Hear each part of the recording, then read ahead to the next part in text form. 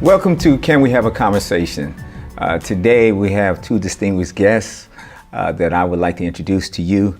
Our first guest is John Wilson and Pastor Morris Curry Jr. Welcome to the show. Thank you. Thank you. I have been talking about this issue about fatherhood, the importance of fathers being engaged with their children and their ex-partners. And so we have just done a documentary on fatherhood in San Quentin. Mm-hmm. And as we were doing this documentary, we interviewed some of the fathers from the Malachi Dads, which led to you two gentlemen. There was a few inmates that said, you need to talk to John Wilson. You need to interview him. He was one of our facilitators.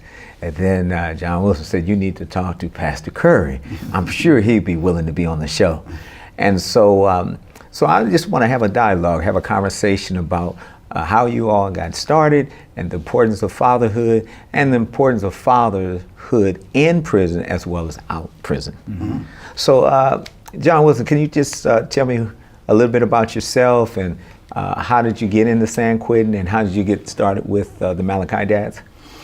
Well, I'm originally from Brooklyn, New York.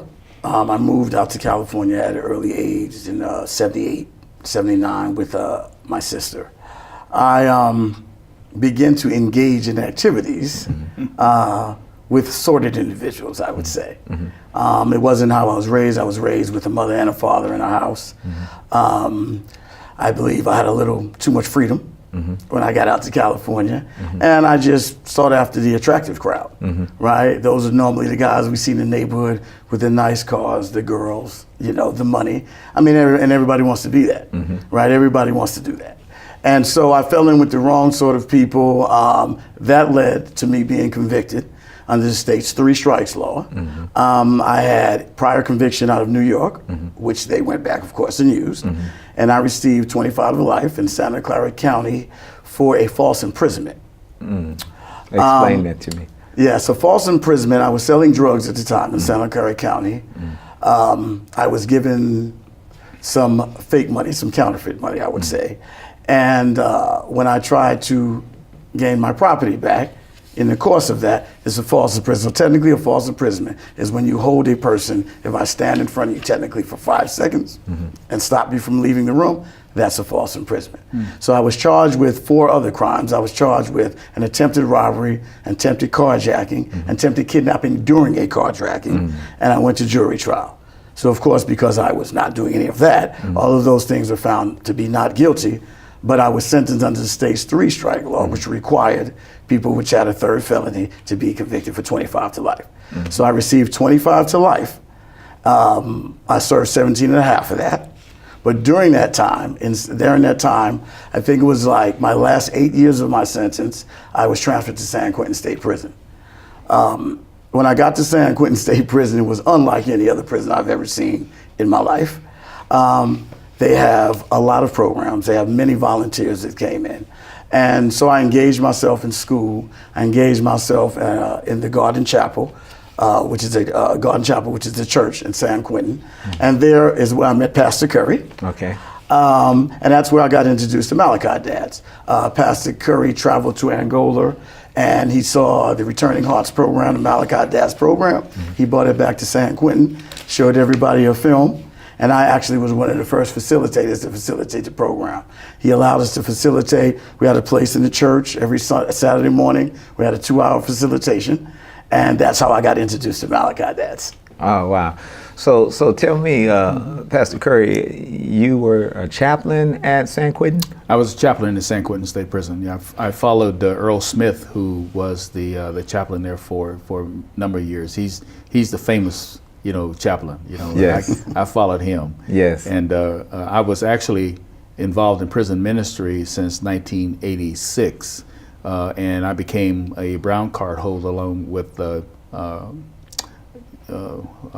think of his name at the moment, David Hagee. David Hagee and I were asked by the chaplain to start a counseling class that at the time was called Self-Confrontation. And so we started the first actual counseling department within the state prison at San Quentin. And so that was how we, kind of got involved in the prison ministry there and stuff.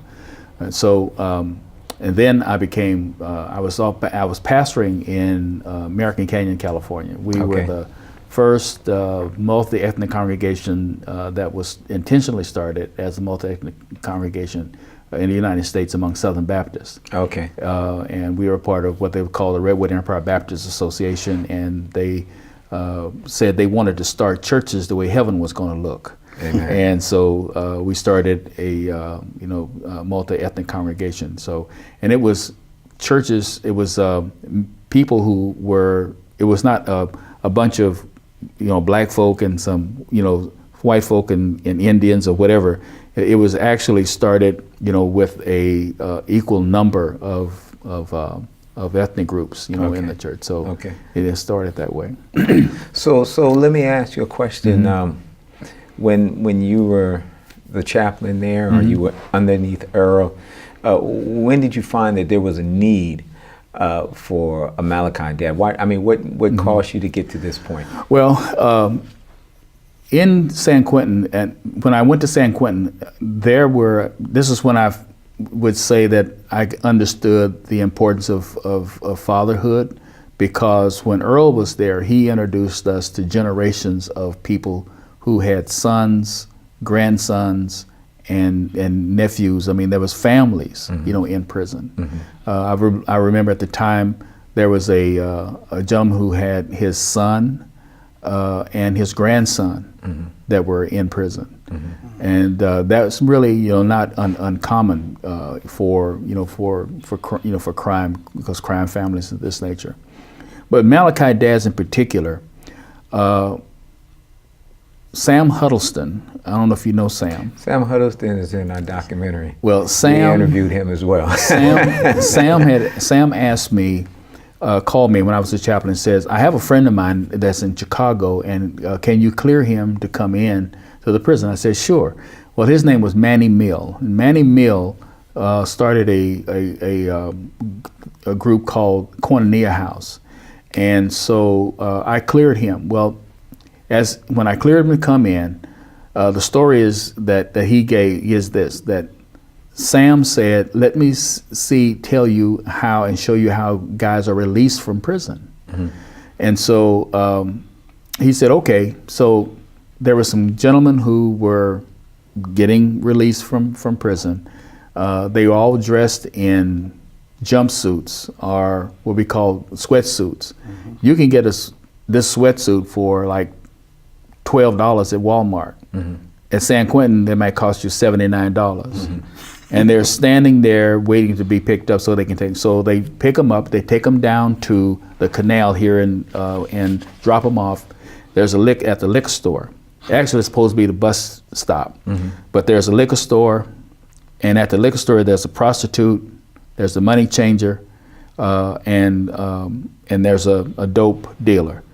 And this guy has a check for $200, and he has no ID. So what he does is he signs over his check to get $200. And now he has a choice of drugs, a woman, or liquor. And so when Manny saw that, he said, where is the church? Because all of these elements, the dope dealer, the prostitute, the alcohol vendor, all of these people were meeting this man as he came out of prison, but the church wasn't there. And so he told us about this experience, and that's when he said, I'd like to help you to start a group called Malachi Dads, and Meet Me at the Gate program. So the Meet Me at the Gate program led to our Malachi Dads, which meant that we traveled to Angola. Angola State Prison was the first Malachi Dad chapter in the United States. And this is where they have what they call a returning heart celebration. They bring all of the children of these prisoners there's got to be, I think when I was there must have been over 700 men whose children were bussed in to the prison by AWANI. So AWANI International, which is a children's ministry, they sponsored, this event, and they bust these children in to meet their fathers for one day. It was a carnival. They had horseback riding, they had jumpies, they had baseball games, they had, you name it, it was there. And all of these kids had an opportunity to be with their dads, and their dads were leading their children, to Christ, which was actually, and so when I saw that, I knew that it was what we needed, back at San Quentin. We actually became the third Malachi Dad chapter in the United States. Okay. And now there are over 800, Malachi Dads around the nation, and now going overseas as well, in the Philippines, and in London. I think it's all over the world right now. Yeah, I know that it's big, and I had an opportunity to meet some of the fathers and the great guys, and a lot of them have missing identities and missing absentee fathers in their lives, which caused them to make some bad decisions. John, you said that you had a father at home. Yes. And a mother. And so your father was active in your life? I mean, he lived at home, he was there, and he gave you guidance, he gave you, where did you get your masculinity from? Did you get it from him? No. I believe at the time I got my masculinity from my peers who I associated with. And those were the guys that hung in front of the projects. I grew up in Brooklyn, New York, in Crown Heights. It was not uncommon to be picked on if you didn't have any older brothers or anything. I had older sisters. I was the only boy. I remember going to Catholic school in Brooklyn, New York, which was probably the roughest thing I've ever did in my life. I mean, there was a lot of resentment from the kids, right? Because I was what you call a mama's boy growing up. I'd go to school, my mother would go take me on trips on weekends. So that generated a lot of jealousy, a lot of I don't like you. And I think the peer pressure of that made me go to these guys. And I went to these guys and I said, okay, so everybody wants to be liked. We all want to be liked, right? And I said, well, let me do what these guys do, and maybe they like me, right? And I succumbed to the pressure. And the next thing you know, I was running around with these guys doing the same stuff what they did. Ironically, years later, I come to find out you still didn't like me. So you got anybody you still didn't like me, but that's hindsight. But at the time, I mean, I was comfortable. Those were my peers. I did what they did. I associated with what they associated with.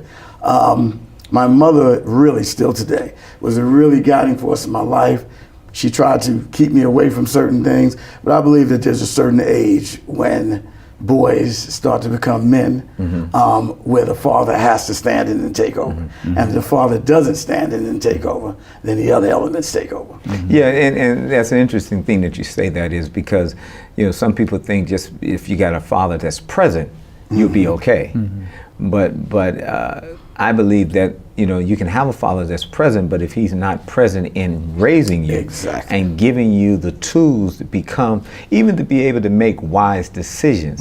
I mean, because how was it that you had a father, but you still had them dictate who you were or the decisions that you made? So are you free to discuss that? Yes, it's difficult, really, when you, and we innately, we know what to do. Right, we don't have to guess. We know what's good and we know what's bad. Absolutely. Right, and they're the precious. My mother really was the kind of the guiding force, but after a while, I mean, it's at one point we think dads are there just to beat us when we cross the line, right? My dad is from the South. Good guy, always kept a job, always kept the rent paid. I never went hungry, anything like that, right? But as far as being present and being active when things happen or stepped in and saying, oh, you shouldn't be down there with those boys, no, he didn't do that. My mother was really the one that really did that. There was some other dynamics going on in the house with them that led me out of the house, right? There was some fighting a lot of times.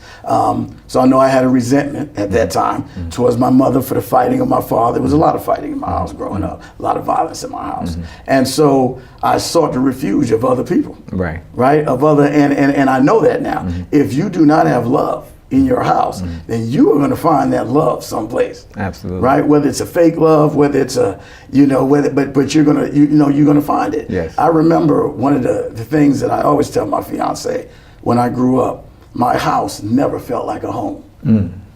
Right? We had few pictures on the walls. It was always empty.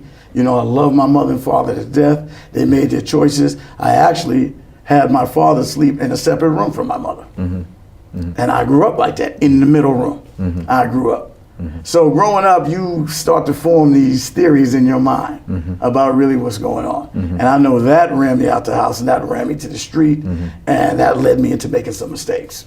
Absolutely. Well, what about you, Pastor Curry? How was your relationship with your dad? I was raised by a single mother. My dad was a pastor of a church, and he and my mother were married. They went to school. They went to school together. Arkansas Baptist College was where they met and they married. And I was born, I think, late into their marriage. And so they got divorced, and my mother moved back with her parents, which was Tulsa, Oklahoma, and where they moved in with my grandparents. So I was raised basically, in my mother's parents' house. My father figure happened to be my uncle. Okay. My uncle was a pastor as well. In his senior year in med school, God called him to be into the ministry, and he left 2 weeks graduating medical school. Oh, wow. To pastor, and so he was the influence of my father figure. So I didn't have a father growing up in my house, and so but what my mother did was that in church, because I grew up in church, I was one of those drug babies, I was drugged to church, and so well, we need more today. Yeah. So what my mother did is that she picked out men in our church who had character that she wanted me to grow up with. And my uncle, his method was every child in the church had to have an adult who would teach them what to do in church. So we had junior ushers and junior, this and junior that. So there were certain men who took on the role of teaching us, what to do and how to do things. I learned how to count in church.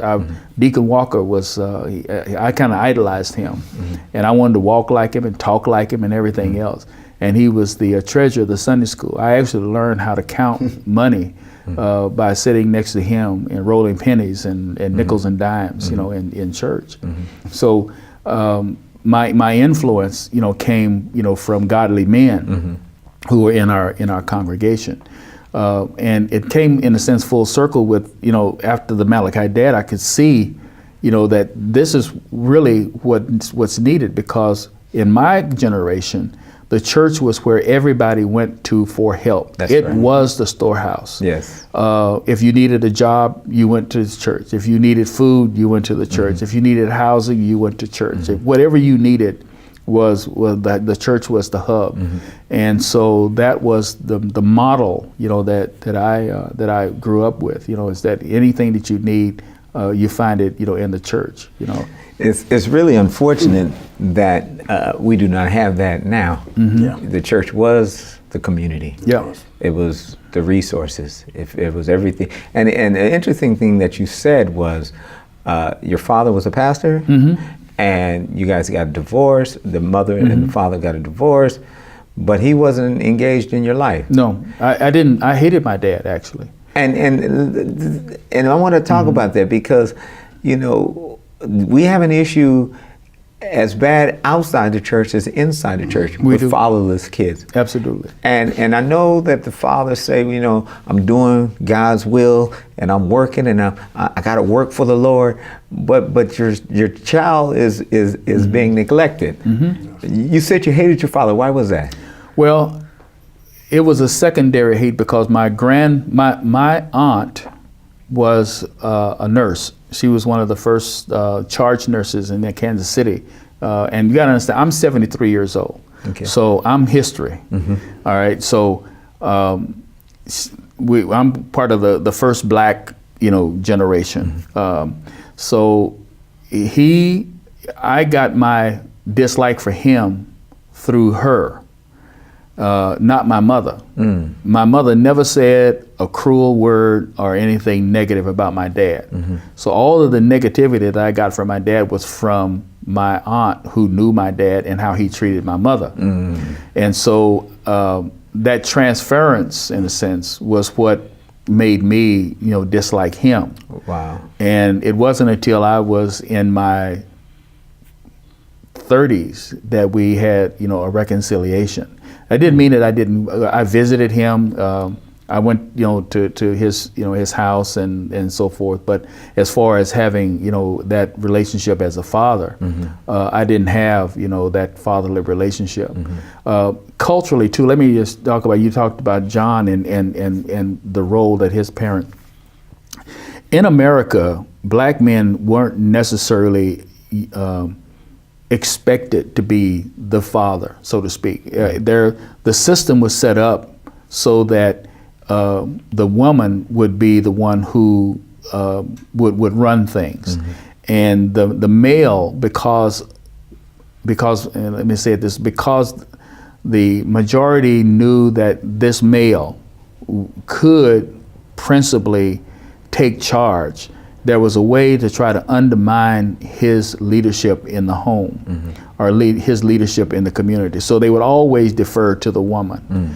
Men were not necessarily, allowed to be men, so to speak. Even in church, the women were the ones who kind of took over. You always had women who, Women's Day, and they would always win. They'd make the money, and they win the Women's Day over Men's Day. Right. But culturally, especially I'm talking from an African American perspective, males never really were allowed to be men. And there was an idea that if you were a man, you had to be a rough, gruff, mean man. You had to control your woman. And so there was this angst between the man and the woman, because he wasn't necessarily allowed to show his masculinity. Wow. Yes. And then when he did, it was always in a negative light because of the way that the culture had set. So a lot of those dynamics, especially for black men, is what you see in prison, in a sense too. That's very true. Yeah. And we're going to have to take a break, but this is a great place to take a break, because I want to go back and revisit that, because a lot of times we don't talk about that, and that's a very important piece to the puzzle. It's not that we just got here just out of a sudden, we ended up being this father that's been missing in action, because if you go back into Africa and different places, that culture is still in place. It was when we were brought here that everything was disrupted, and the slave would watch his wife get raped or his child be raped, and he couldn't do anything about it, which his children lost respect from, his wife lost respect from. He could make babies, but he couldn't raise them. He couldn't discipline them. He couldn't. And so I want to go back and revisit that conversation, and also I want to talk to you, John, about your children as well, and your relationships with them. But I think this is a good place where we can stop, and then we can come back and revisit this conversation. I really appreciate both of you on the show, and I'm looking forward to the next segment. Amen. Thank you. Amen.